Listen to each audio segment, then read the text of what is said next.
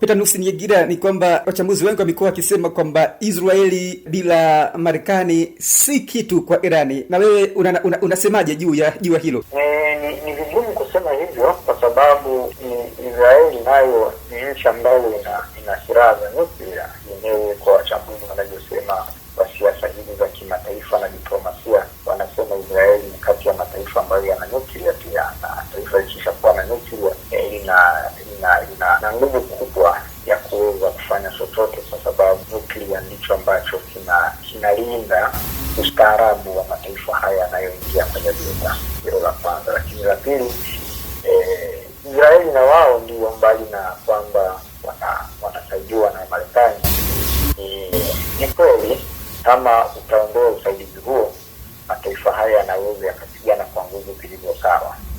Ila ni nani atashinda, itategemea sasa ni nani mwenye spiri ya weapon ambayo ataiona itumie. Na kwa sasa wanasema Israeli ana programu hiyo ambayo ilikuwa ameificha kwa muda mrefu hapo kujua, lakini wanasema kwamba anayo program, ana nuclear, ana silaha za nuclear. Kwa hiyo mwenye spiri ya weapon ndio atakayeshinda vita. Si swala la kwamba huwa anasaidiwa au nani anasaidia. Na Peter Nyegira, tukiendelea tamati mwa uchambuzi wetu siku ya leo, Irani na Marekani ama tuseme na Israeli kwa pamoja, tumeshuhudia siku ya jana kumekuwapo na mtifuano mkali sana katika ardhi ya Irani. Tumeshuhudia kudondoshwa kwa ndege takribani 2 za Marekani za kijeshi ama za kivita katika anga la Irani. Pengine hii ina maana gani katika vita hivi vya Iran na Marekani? Ndo kusema ndo udhaifu wa wazi wa Marekani na jeshi lake kwa Irani, ama tunazungumzia vipi katika hili? Sio udhaifu, sema kwamba katika vita lolote linaweza kutokea. Nafikiri uwezo wa Irani walikuwa wamesha kulingana na taarifa za kijasusi CIA na Mossad. Kuna kitu nadhani walikuwa hawajakipata vizuri kuhusiana na Irani, hasa uwezo wake wa kutengeneza makombora na silaha zenye uwezo wa kupambana na silaha zenye teknolojia kubwa kama hizo za Marekani na Israeli. Ndio. Kwa hiyo nadhani kuna taarifa ambayo ilikuwa inafanyika vizuri, na hivyo katika vita yote linaweza kutokea, au ana mshirika ambaye katika hicho kipindi cha vita naye anampa silaha zile ambazo zina ubora na viwango vya kuweza kusababisha mnayoyaona. Kwa hiyo katika vita haya mambo yanajitokeza, sio kitu cha kusema kwamba taifa fulani ni dhaifu na taifa jingine sio dhaifu. Hapana, yanajitokeza. Kama ndege za kivita zikiingia kwenye target iliyo sahihi, zitapigwa tu, zitalipuliwa kipo. Kwa hiyo ni mambo ambayo tunajua kwamba yapo katika uga. Viongozi wa Irani wakubwa wakiwemo viongozi wenye nyadhifa za juu katika taifa la Irani wamekuwa wakiuawa na mashambulizi mbalimbali ya Israeli, lakini pia na Marekani,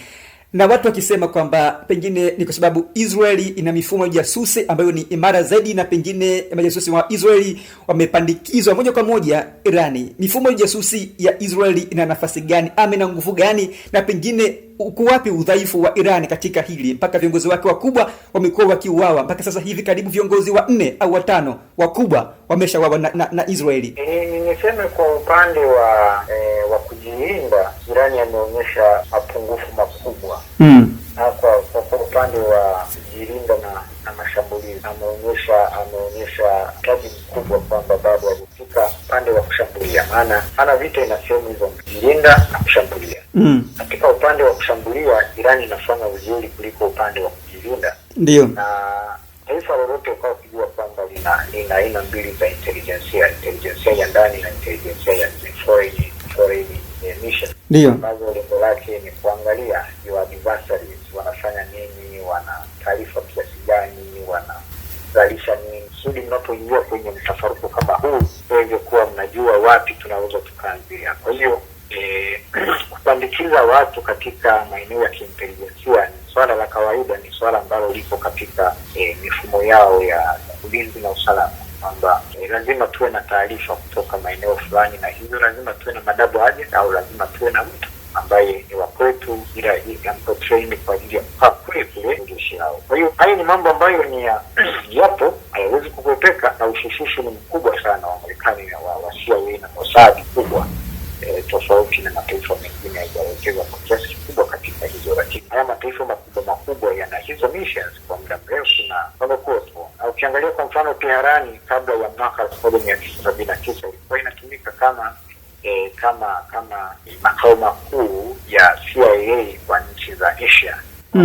Nchi za Asia wametumia hiyo ubalozi wa Teherani. Kwa hiyo ubalozi wa Teherani pale haukuwa tu ubalozi wa kufikia mwaka 1979 wakati wa mapinduzi ya Irani, bali ilikuwa ni makao makuu ya CIA kwa nchi za operations zake zote za upande wa Asia. Kwa hiyo ilivyoingia Shah na mambo yawezekana walishakuwa na watu ndani ya mifumo wanaelewa kinachoendelea, na hivyo viongozi wakishaanza kuona kwamba wanakuwa na imani ya Kiislamu au imani fulani na waongoza, inaanza kutokeza sasa watu kuwa double agents.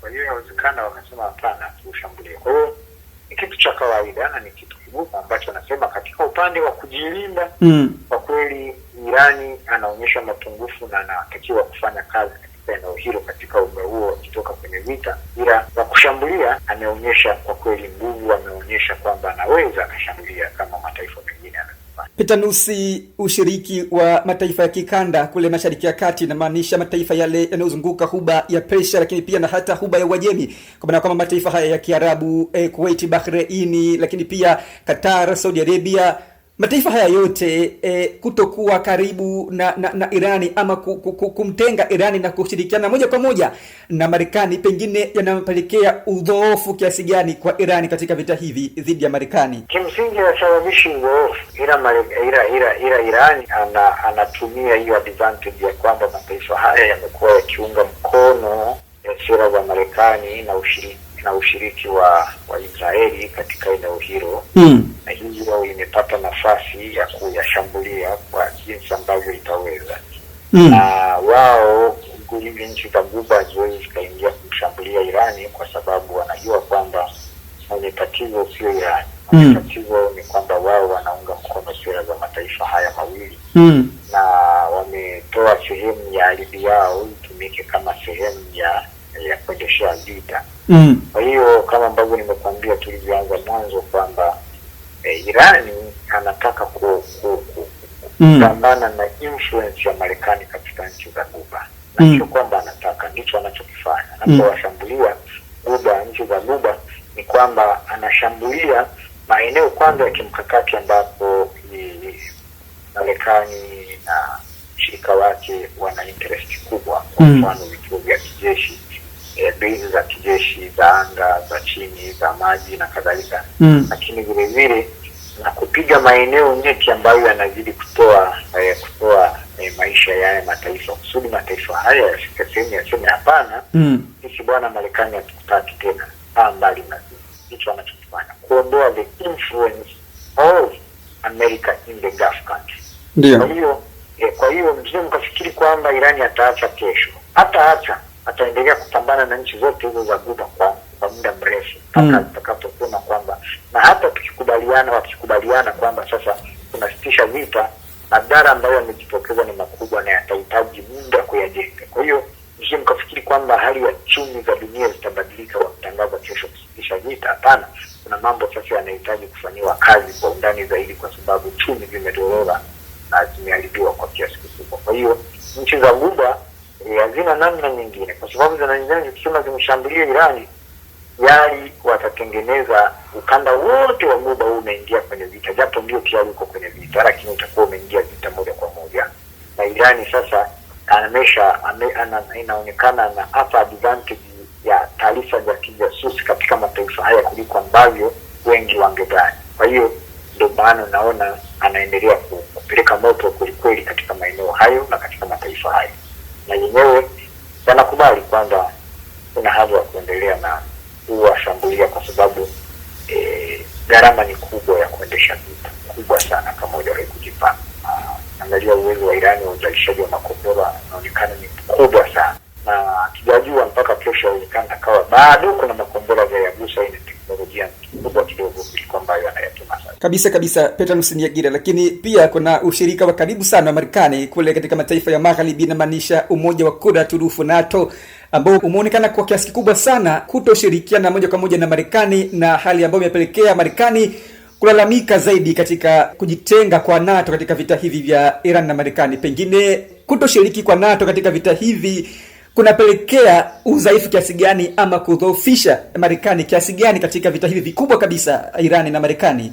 Kwanza mkao mkijua kwamba NATO sio nchi. NATO ni ushirika tu ambao ulianzishwa kwa ajili ya nchi za Marekani, Canada, Kusini Marekani, lakini pamoja na nchi za Ulaya. Lengo lilikuwa ni kupambana na tishio la nchi ya Soviet, nchi za Soviet kipindi kile. Sasa baada ya umoja wa Soviet kufa miaka ya 90, ni kama NATO imekuwa redundant, lakini imekuwa ikitumika kimkakati na kijiografia, ndio geopolitics kama chombo kikuu kinachoweza kusaidia pale ambapo nchi mojawapo ndani ya jumuiya ya Ulaya na North Atlantic na North America zimepatwa na misukosuko. Kwa hiyo ndio hicho kilichokuwa kinaendelea hapo kabla. Sasa kipindi hiki unaposema kwamba NATO waunge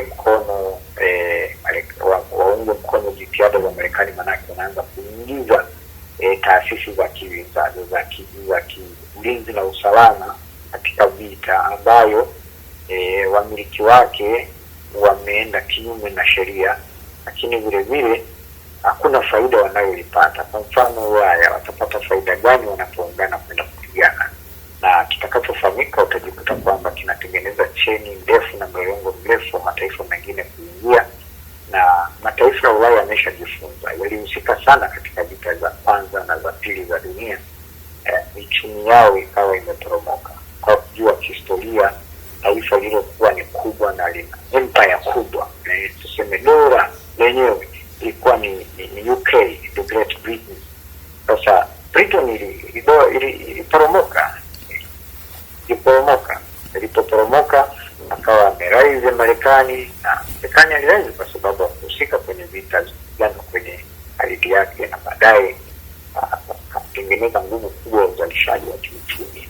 Baada ya Great Depression, mdororo wa kiuchumi wa ulimwengu mwaka 1929, wametengeneza uchumi wao ukaimarika kwa kiasi kikubwa na budget kubwa.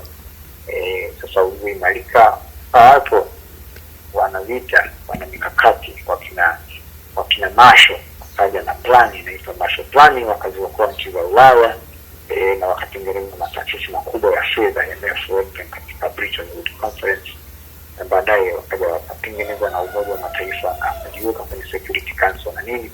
Kwa hiyo Ulaya ilishajua kwamba vita ni adui mkubwa wa uchumi, na kwa ukijua kwamba katika hichi kipindi Ulaya amekuwa kwenye mgogoro kati ya vita vya Ukraine na Russia na Urusi.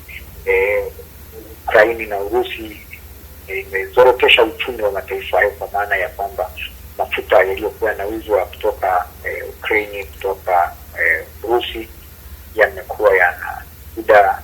Kwa hiyo uchumi zilikuwa zinagangana kupona na kupambana na hali zake. Lakini vile vile wamekuwa na hiki kitokeo mwaka 2019 na kita uviko 19 COVID-19 imezinyongonyesha nchi hizo, lakini kwa hiyo wamekuwa na inflation, wamekuwa na mdororo wa kiuchumi, wamekuwa na matatizo hayo.